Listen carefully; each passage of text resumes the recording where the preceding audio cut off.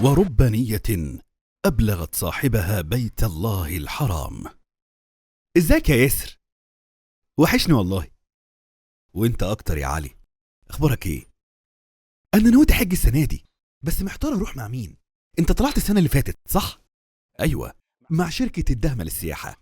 والله كانت رحله العمر، اهتمام بكل التفاصيل من اول التجهيز واستقبالنا في المطار لحد اخر لحظه في مكه والمدينه. دعاء جمال قوي، بيعلموك المناسك، اهتمام من القلب. حسيت ان وسط اهلي دي اكتر حاجه اشهد لهم بيها. واضح انها شركه مختلفه فعلا، مختلفه في كل حاجه، مشرفين بخبره كبيره، تنظيم ولا اروع، والاقامه على بعد خطوات من الحرم. هطلب لك الحاج عبد الرحمن الدهمه. وعليكم السلام ورحمة الله وبركاته. ازيك يا ياسر؟ عامل ايه؟ اخبارك ايه يا حاج؟ طمني عليك. تمام، معايا صديق ناوي الحج وعايز يلحق يقدم. ابشر يا غالي، خليه يقدم. التقديم بدأ بدري السنة دي، وعلى اخر 9 هيكون التقديم خلاص، والقرعة ان شاء الله هتكون يوم 16 غالبا بإذن الله. فخليه يتوكل على الله ويجيب صورة البطاقة، بس ما فيش وقت، احنا خلصنا 80% من الحجوزات. انت عارف الحج المميز بيخلص بسرعة. يعني في فرصه، بس لازم نلحق بسرعه.